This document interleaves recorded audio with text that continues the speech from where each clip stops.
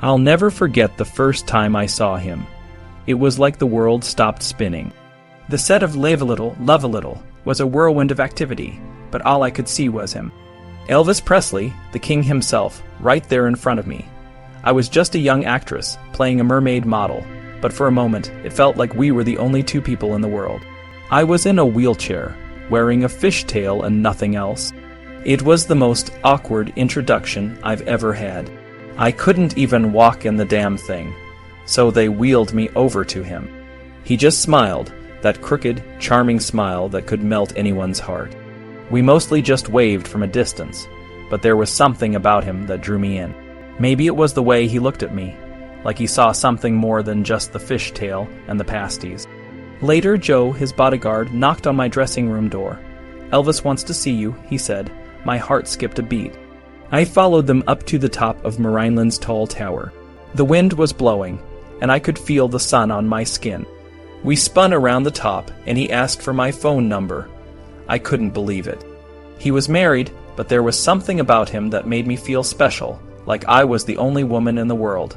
It happened pretty quick. It was just a fun, happy, easy time. We talked about our biggest disappointments and fears, and what we both hoped to find in life. He was more articulate than I would have guessed, and I was surprised to learn he was a deep thinker. He told me about his restlessness, his search for inner peace, and we both acknowledged our frustrations over our careers. I told him about the times I would cry, because nobody loved me for anything but my body. He listened, and I felt like he really understood. We bonded over faith.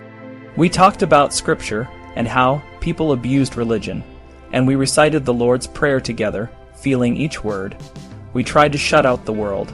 We were playful together, almost innocent. He called me his teen queen, which made me smile. I started transforming his hair into a variety of impossible Doss the Surfer style, combed over to the side, and his favorite, the butler style, parted down the middle. He laughed so hard. He just thought it was the funniest thing to see the hairstyles I would come up with. I would show him the mirror, and he would make a silly face and chuckle. We had family things in common. We both worshipped our mothers, and we were both the parents of young daughters. My child, Courtney, was just over a year old, and Lisa Marie was 2 months. He was very proud of her, and at the time I wasn't married, so my daughter was the apple of my eye. We showed each other pictures of our babies, but we didn't dwell on what anchored us at home. It would have brought a different reality into it, and taken away what we had. He sent a Learjet for me, and we went for a getaway in Arizona, where he had shot Stay Away Joe on location. Later, there was a trip to Las Vegas. Because he was married, and because he was Elvis, we mostly stayed in the room, especially in Arizona. We were playful, almost innocent. He called me his teen queen, which made me smile. It was a physical relationship, but I've always been tasteful in describing it. You can use your own imagination about two people who are in love. He was conflicted about his marriage to Priscilla. It was as if in birthing Lisa Marie, she had served her function. Priscilla knew it, and she was already becoming her own person, building a new life. She was taking dance lessons, using a pseudonym, and softening her look, letting down the beehive and throwing out the hideous black eyeliner. She needed to get away from everything that symbolized the suffocating lifestyle she had led as Elvis's overly made-up concubine. Meanwhile, the Colonel was busy planning what would later be known as the comeback special. He met with NBC executives and the sponsor, the Singer Sewing Machine Company, to discuss the show. The Colonel wanted a Christmas theme, casting Elvis as Bing Crosby or Andy Williams. But Bob Finkel, one of the executive producers, wanted to explore other options. The Colonel allowed him to push the creative margins as long as Elvis sang a Christmas song to close the program. Finkel met Elvis at his trailer on the lot. Elvis was in a declining period, but he didn't seem to mind the small trailer. They shook hands, and the next thing Finkel knew, they were in business. Finkel knew he needed someone closer to Elvis's age to relate to the singer, so he called Steve Binder, a TV wonderkind who had a rock and roll heart.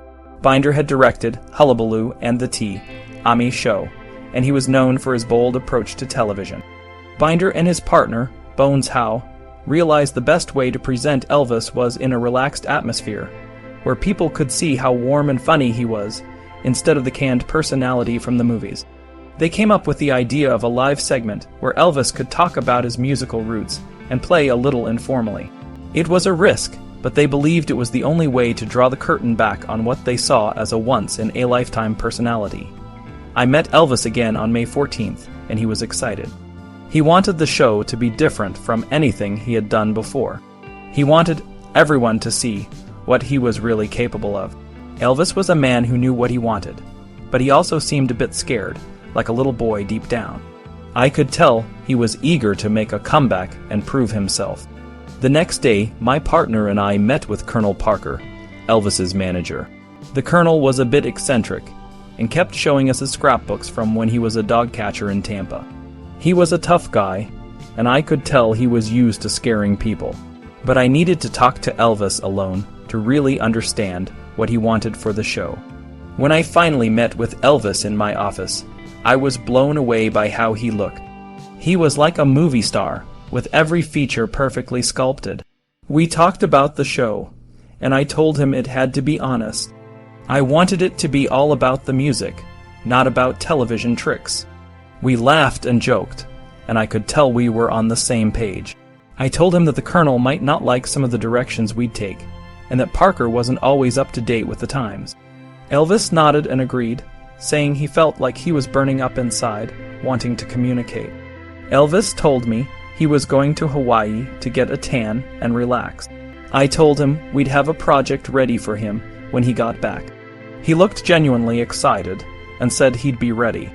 While Elvis was in Hawaii, I brought in some writers to help with the show.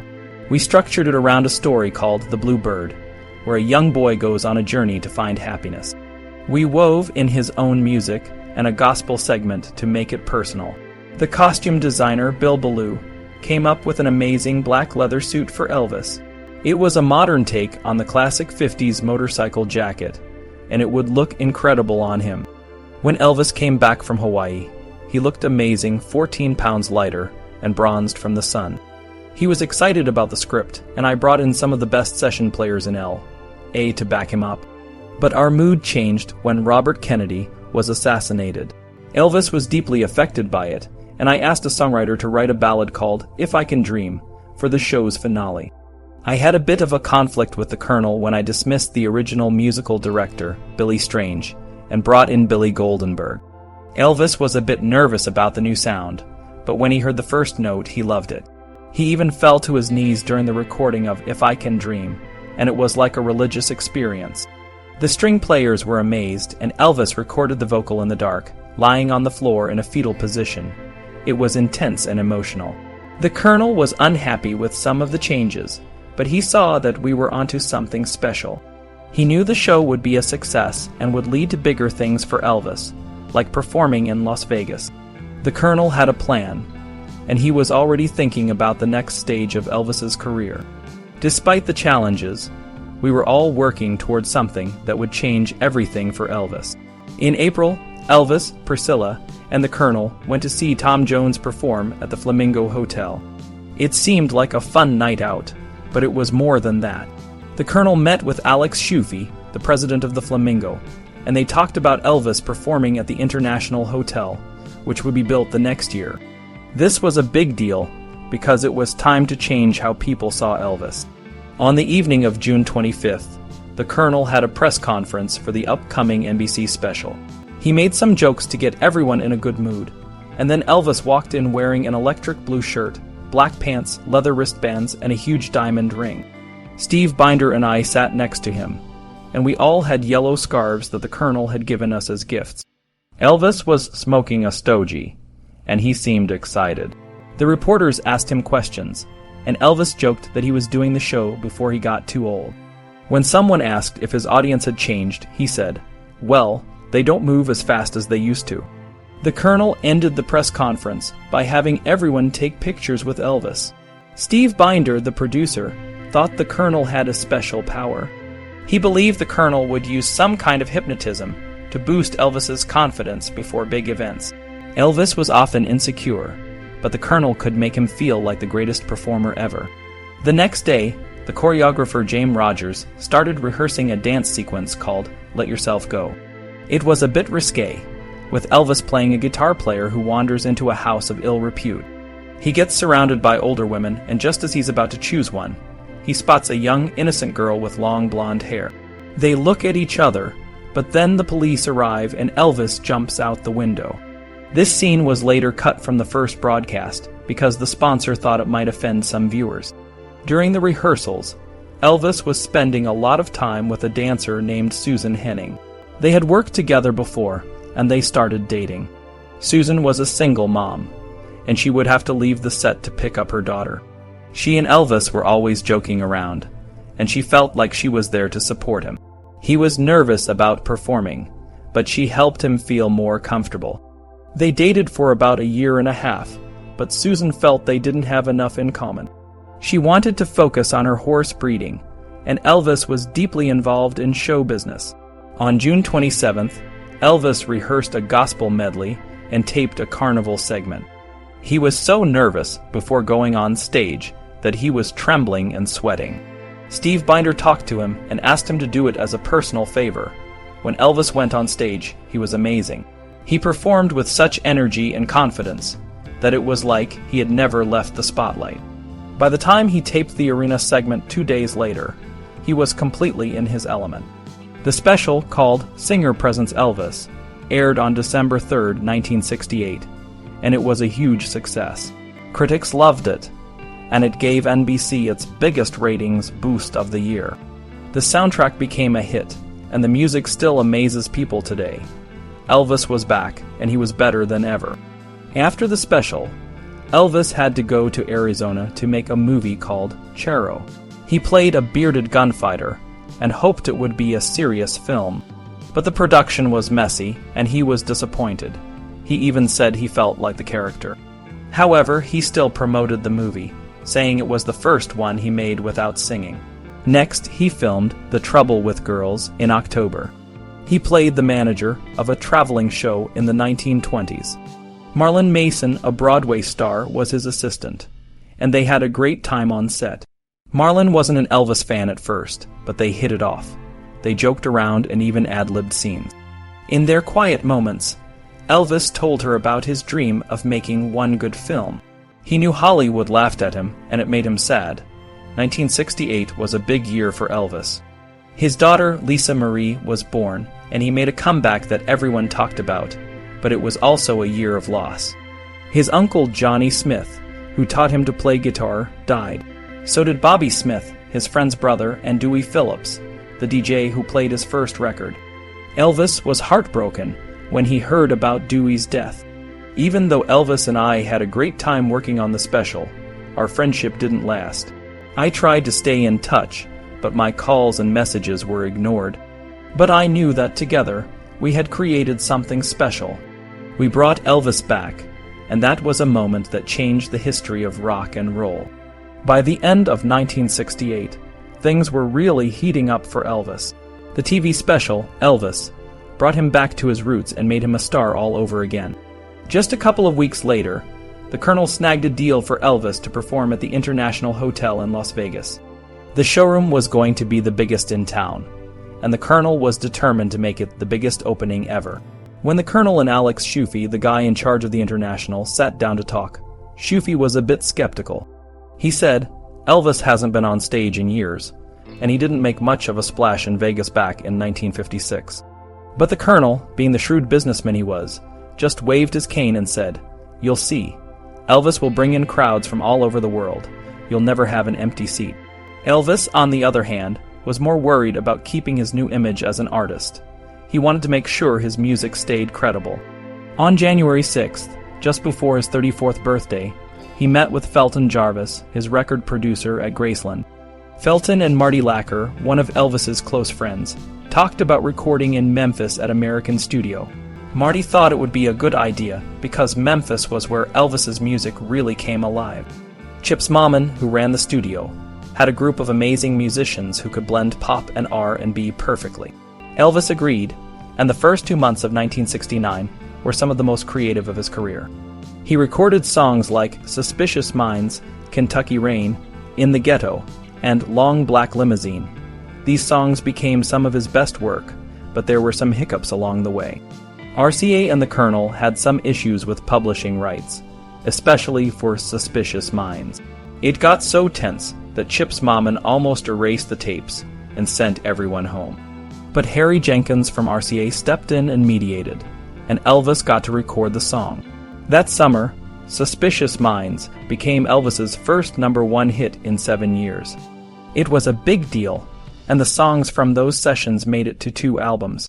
The first, From Elvis in Memphis, even got a great review in Rolling Stone magazine. The review said it was new and old, religious and flashy, refined and wild. It was like Elvis was a grown-up version of the kid who mixed blues, gospel, pop, and country in the 1950s. But then, in March, Elvis had to go back to Hollywood to finish his commitment with NBC. He made a movie called Change of Habit with Mary Tyler Moore. It wasn't a great movie, but it was different. Elvis played a doctor for the first time, and he didn't get the girl. Mary Tyler Moore later joked that Elvis said he had slept with all his leading ladies except one, and she knew who that one was, but it was all in good fun. The movie was a bit of a letdown, and it marked the end of Elvis's career in Hollywood. He was a great performer, but the movies didn't do him justice. While all this was happening, the Colonel was getting ready for Elvis's big opening in Vegas. He plastered the city with posters and banners, and even the hotel staff was dressed up with Elvis-themed accessories.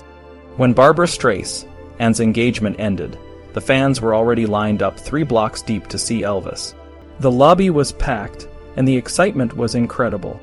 Before the show, Elvis took Priscilla and Lisa Marie to Hawaii for a couple of weeks. He wanted to think about the show and get a deep tan.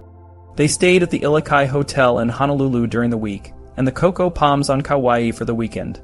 Priscilla was starting to change. She was more serious about her dance lessons and photography, and she was growing her hair long and straight. She was trying to be her own person, but the marriage was still a struggle. They had a big fight at the Cocoa Palms, and it was clear that things were getting more complicated. Elvis was a complicated man. He was strong and virile on stage, but at home he was like a child. Priscilla was tired of the guys who always surrounded them, and the weird hours they kept. She wanted a relationship where she could grow and be equal. But it was hard to break away from the old patterns. Even though she was trying to be her own person, she still found herself mothering Elvis. It was a tough time for both of them, and it was clear that the marriage was on the rocks. I spent the rest of May, June, and July working with Charlie, or Collie as I called him. I wanted the best musicians and songs to show off the voice I'd kept hidden for so long. I could hit those high notes and sing with an operatic feel, thanks to my love for Mario Lanza, Jan Pierce, and Roy Orbison. Charlie saw how much my artistry had grown. He said I could be Billy Eckstein, Bill Kenny of the Ink Spots, and Hank Snow all at once. I had all these influences inside me, and I wanted to bring them out on stage. I talked to every good player I knew, like Billy Goldenberg, who I wanted as my arranger and musical director. But he had other commitments, so I went with Bobby Morris, who led a 30-piece orchestra. I picked James Burton, a famous Louisiana guitarist, to lead my band and help with auditions. For backing vocals, I chose 2 groups, the Imperials, a white male act, and the Sweet Inspirations, a black female quartet who had backed Aretha Franklin. It was a lot to manage, but I wanted a big, powerful sound. I wanted to blend all the American traditions, black and white, sacred and secular, that had shaped me. James Burton understood what I was going for. He knew the right tempos and how to build the background vocals around my voice. He said our music came from the same roots, and we both wanted that strong, driving feel. To get back into the groove of being in public, I went down to sign autographs at the gates. It was hard to sleep, and I was worried about my voice holding up for the long shows. I was also trying to stay fit, around 168 pounds, so my cheekbones would show in the photos. Most of all, I wanted to fit into my new outfits designed by Bill Ballou. He made them in different colors, but white worked best with the stage lights. I told him I didn't want to look like Liberace. I wanted to look macho, not all frilly and shiny. Some of the outfits, like the white Cossack-style suit with a macrame belt, made me look modern and androgynous, like a lot of rock stars at the time. I wore it for the run-throughs on July 31st, right before the show opened at 8:15 p.m. I was so nervous, just like before the TV special. I didn't want to look outdated or have technical problems. I was also worried about the celebrity audience, including Sam Phillips, who had discovered me. I was so jittery that I asked Joe to tell Marty Lacker and George Klein not to come until the second night. I didn't want the showroom to be half empty. When I hit the stage at 10:15, following warm-up sets from the Sweet Inspirations and comedian Sammy Shore, I walked out unannounced and winked at the Imperials as I passed. I hesitated for a moment, just like I did at my high school variety show, but then I dove into the music. I sang Blue Suede Shoes and other classics, and I moved around the stage like an athlete. The crowd went wild and stayed on their feet. The press, including the New York Times and the Village Voice, raved about the show. Even the pit bosses said they hadn't seen such excitement on an opening night. June Juanico, who was in the audience, said I was the most gorgeous creature she had ever seen. She was almost jumping out of her seat, and she had to pretend she wasn't in love with me because she was with her relatives. When the Colonel greeted me backstage, he was moved and pulled me into a quick hug. Then he went to the hotel coffee shop to meet Alex Schufe, the International's president. They turned a stained tablecloth into a contract, giving me $125,000 a week and extending my engagement for 2 shows a night, 5 years through 1974. The Colonel, who was a big gambler, negotiated this deal to ensure his own interests with the hotel. He lost a lot of money during my engagements, but the hotel treated him like royalty. Steve Binder, who directed the TV special, was barred from going backstage. He later found out that Elvis had been expecting him and wanted his feedback. Binder thought Elvis had a new mindset after the special, but the window of opportunity closed, and Elvis ended up performing in Vegas to support the Colonel's gambling habits. After the show, I told everyone that I was a little nervous at first, but then I thought, what the heck, get with it, man, or you might be out of a job tomorrow.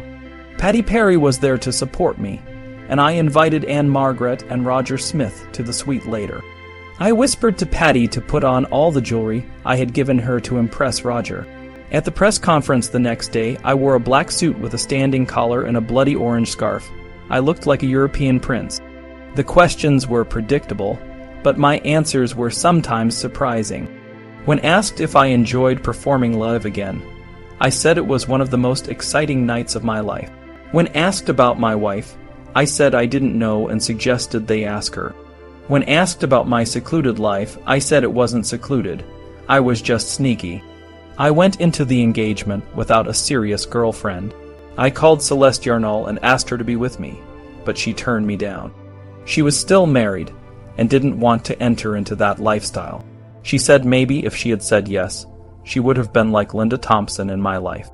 On August 16, 1969, Joyce Bova, a junior member of the Armed Services Committee, came to Las Vegas with her friend Anne Marie Wade. They got tickets to my show thanks to Paul Anka. On August 19th, they were waiting in line when a greeter from the International invited them to meet me before the second show. Joyce was struck by how beautiful I was, and I was drawn to her exotic looks. She had long dark hair and olive skin, and I couldn't take my eyes off her. We hit it off, and I arranged for them to sit in my booth. I invited Joyce back to my dressing room after the show. She felt lightheaded watching me perform, and she realized I might want more from her than she was prepared to give. I gripped her hand and moved fast, but a woman mistook her for Priscilla, and she felt her face flush. I saw that she was uncomfortable and changed my approach. I told her about my twin brother, Jesse Guerin, who died when I was born. I said that the surviving twin carries the qualities of the one who died. Joyce told me she had an identical twin sister, Janice. She explained that they were nearly inseparable and could feel each other's emotions even when apart. I was surprised and felt a connection with her. I asked her to have dinner with me in the suite later. She was stunned and felt vulnerable.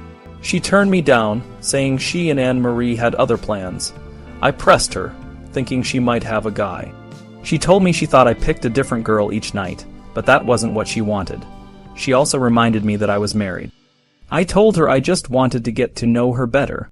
I explained that it wasn't physically possible for me to be with a different girl every night and still perform like I did on stage.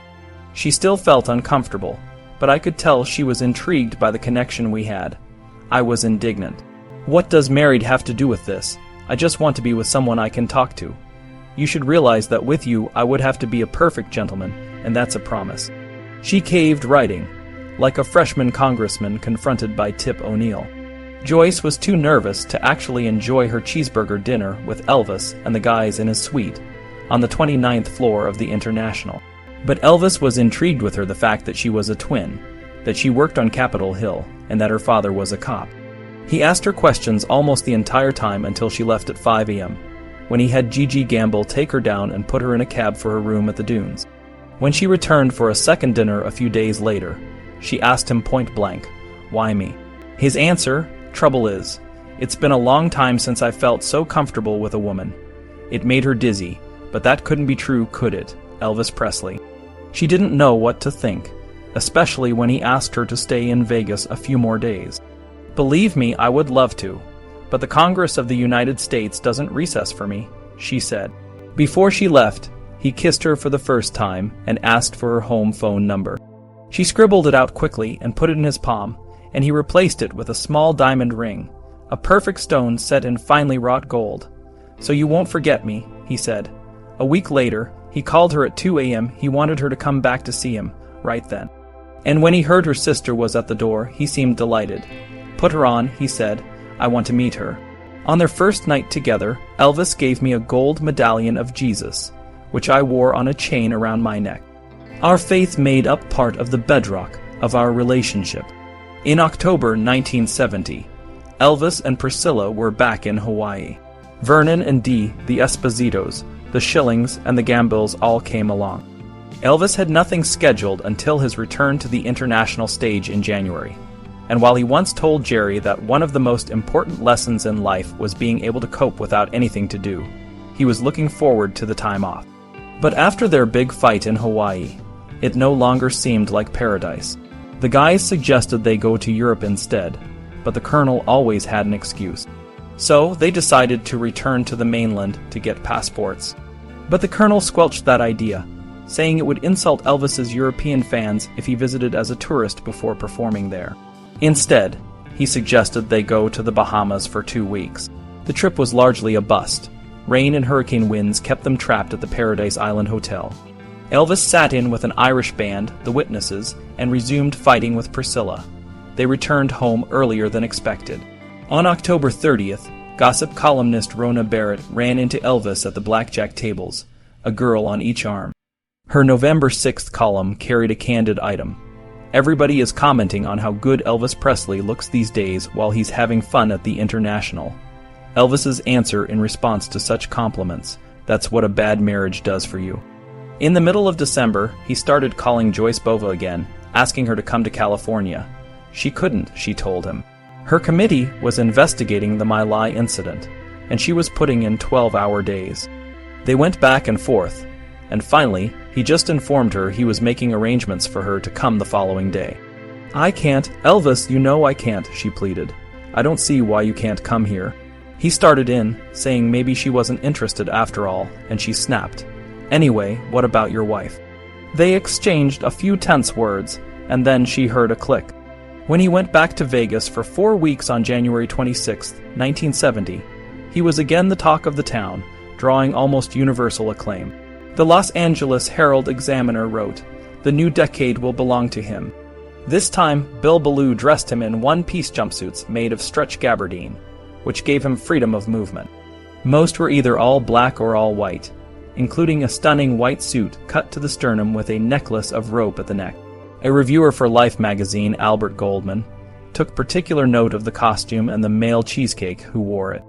Though he savaged the outfit as effeminate and indicative of the star's immaculate narcissism, Goldman admitted that not since Marlene Dietrich stunned the ringsiders with the sight of those legs encased from hip to ankle in a transparent gown has any performer so electrified this jaded town with a personal appearance.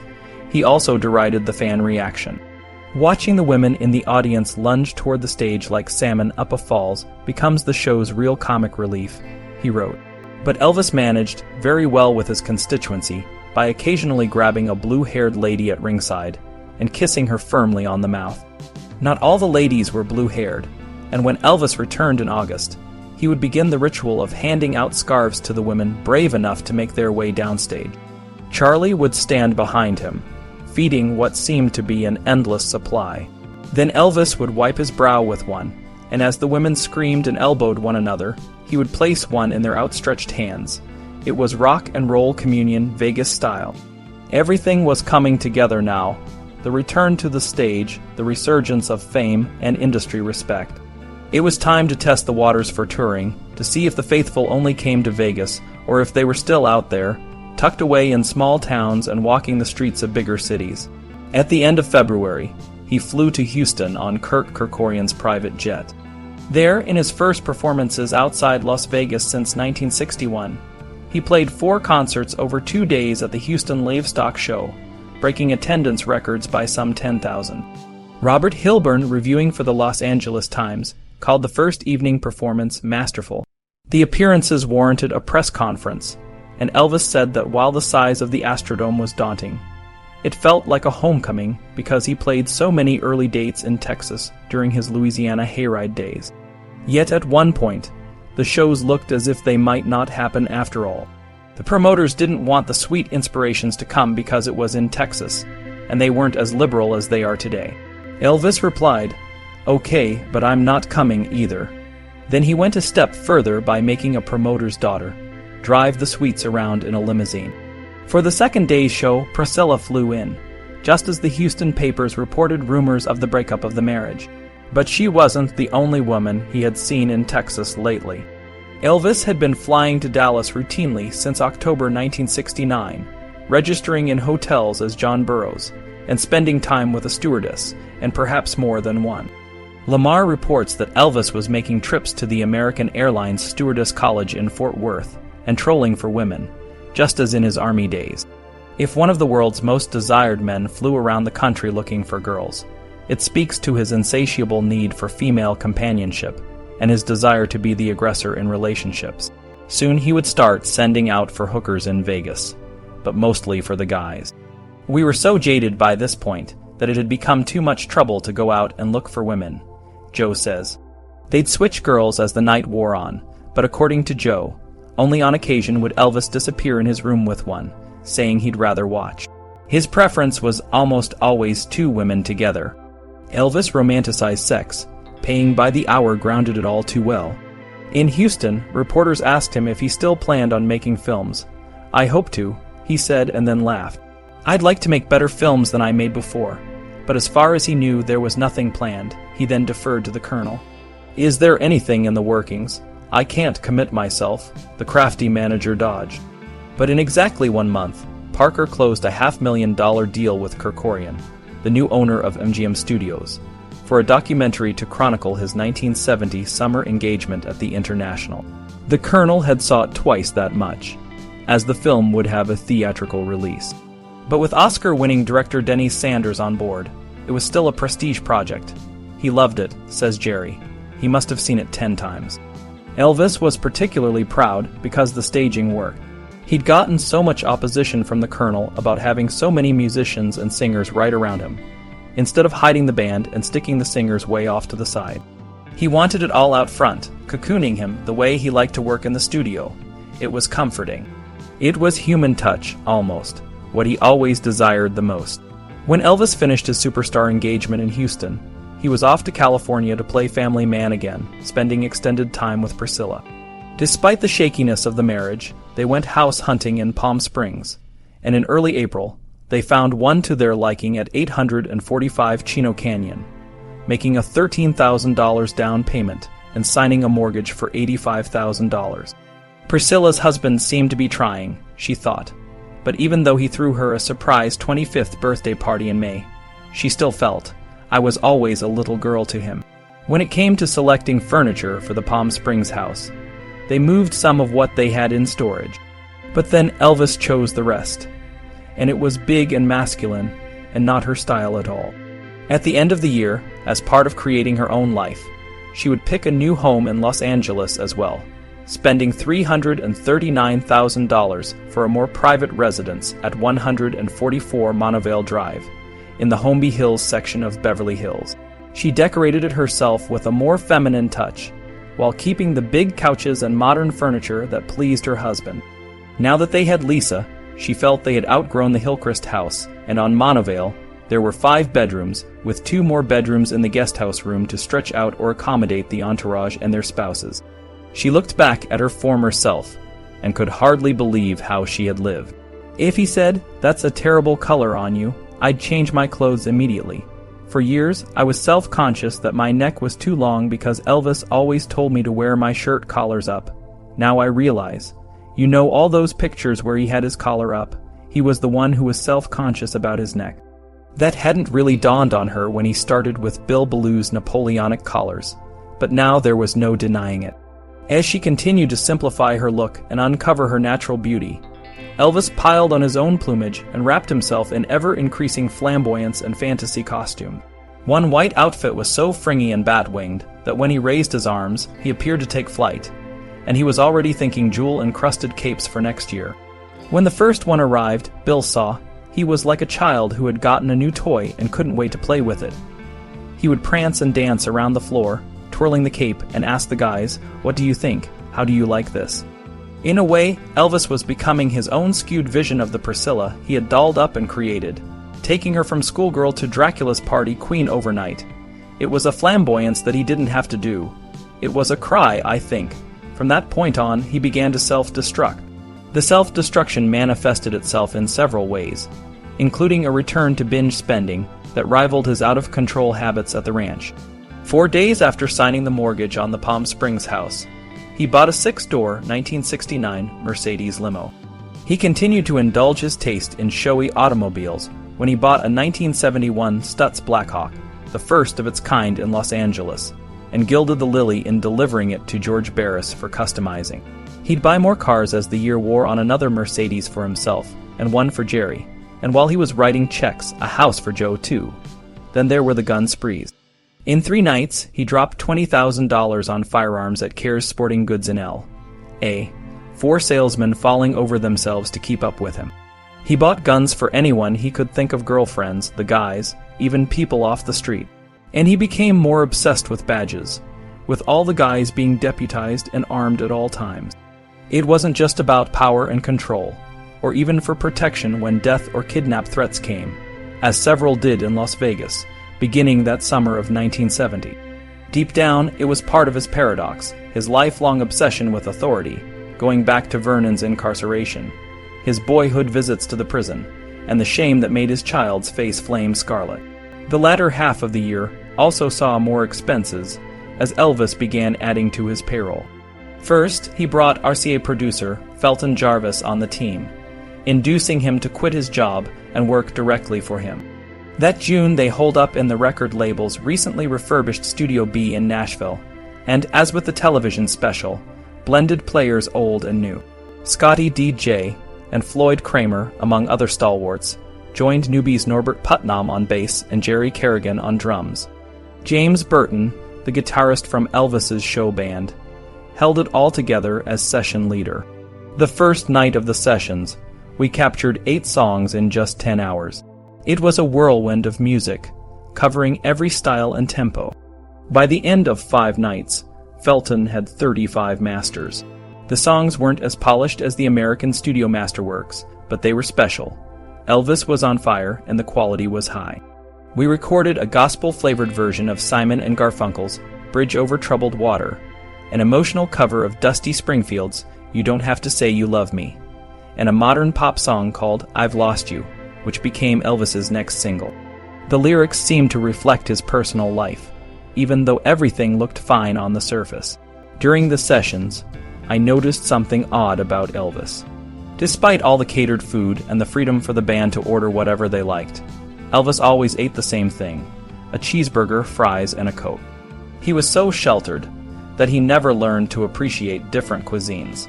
One night, I told him that I learned to find the notes on the bass by listening to his early records. He looked at me, took a deep breath, and said, "Well, I guess it's time to go be Elvis." It gave me chills. He could switch from being a regular guy to this powerful performer with a voice that could go from a deep baritone to a scream that would make Paul McCartney envious. It was all natural to him, like second nature.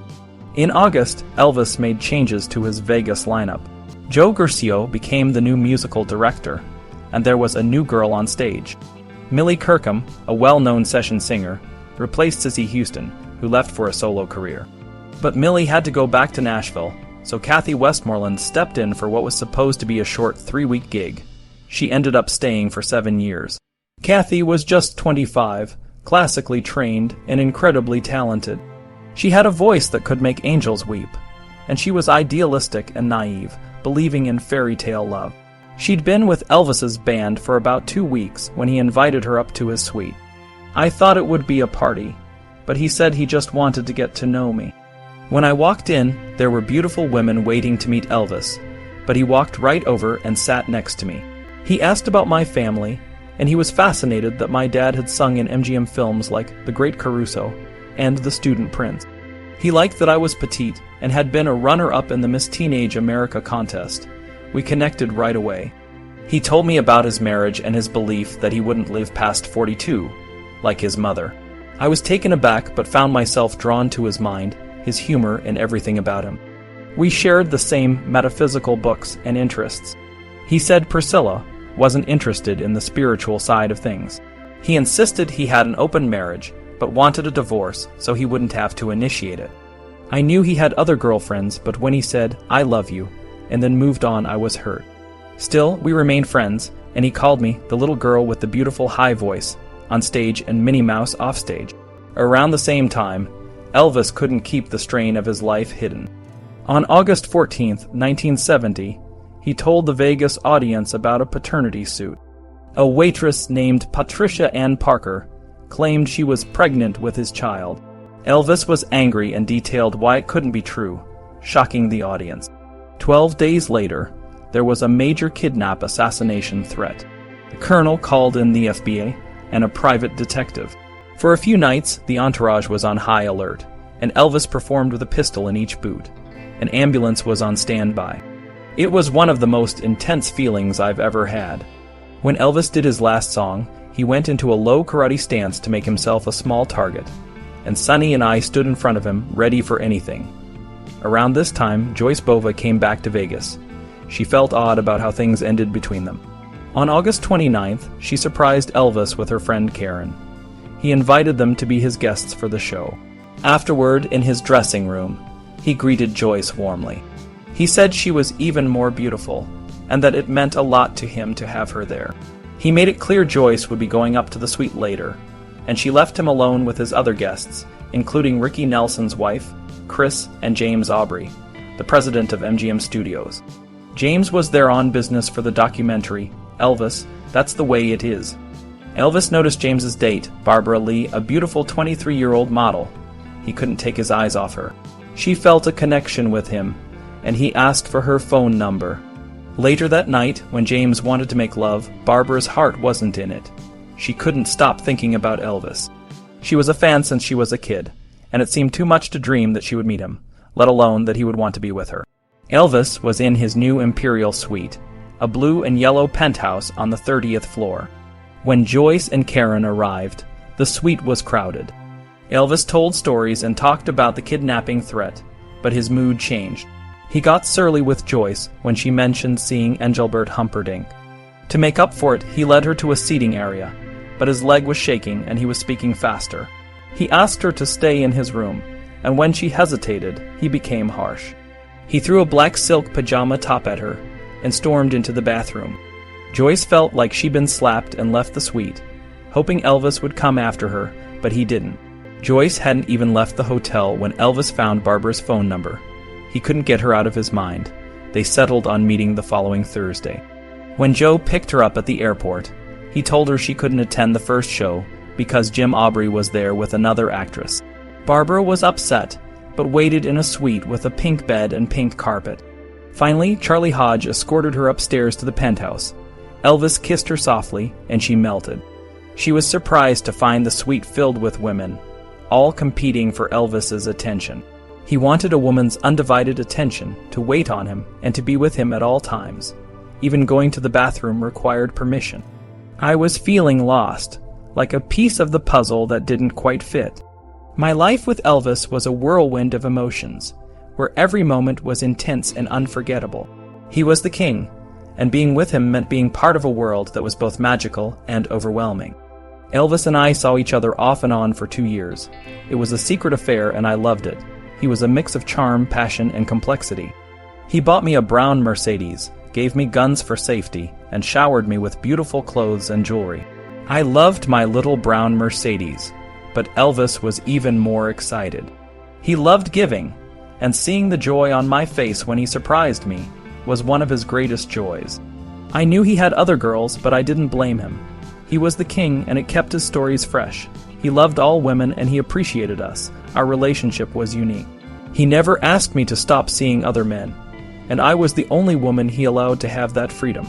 It was a balance, and I loved him with all my heart and soul, but I still had feelings for Jim Aubrey. Elvis knew about my son, Jerry. He didn't mind that I was a mother, and we didn't talk about it much. It was a part of my life, but it didn't define our relationship. He did talk about Anne Margaret, and I could tell it still hurt him. He had chosen Priscilla, but Anne Margaret was a part of his past that he couldn't forget. Our nights together were filled with passion and deep conversations. He shared his faith with me, and we would pray together. He was an old soul, and I loved the vulnerable side of him that I saw when he talked about God. We read spiritual texts together, and I felt like I was getting to know the real Elvis. But as much as I loved him, I held back. I was juggling Elvis, Jim, and Steve McQueen, and it was a delicate balance. Elvis didn't like the idea of me being with McQueen, but he never asked me to choose. He was jealous, but he respected my independence. In September 1970, Elvis went on a pilot tour, and it was a huge success. The tickets sold out in hours, and he was back on the road. He was healthy, trim, and sexy, but his sideburns had grown into huge mutton chops. The Colonel and the guys were back, and everything was set for the tour. During this time, Elvis met a young girl named Sherry Williams. She was 18 and didn't call him, but they kept in touch. She was confused and overwhelmed by the whole experience. The guys in Elvis's crew were intimidating, and she felt like she was in a different world. Elvis's obsession with law enforcement grew stronger. He started wearing police uniforms and collecting badges. He wanted to be a part of something bigger, and he saw law enforcement as a way to connect with a world that felt more grounded. He even wore a police uniform to Sonny's wedding, complete with guns and a flashlight. It was a strange sight, but it was Elvis being Elvis. Vernon and Priscilla were concerned about his spending. They had a big fight and Elvis stormed out. He went to the airport and flew to Washington, D.C. by himself. He was looking for Joyce Bova, but he couldn't find her. He ended up in Dallas, where he had a run-in with a flight attendant over his gun. He called Jerry, and Jerry met him in Los Angeles. Elvis was a complex person, and his actions were often driven by deep emotions. He was the king, but he was also a man with his own struggles and desires. Being with him was a journey, and I was grateful for every moment we shared. Even though our time together was just a part of his life, it was a significant part of mine.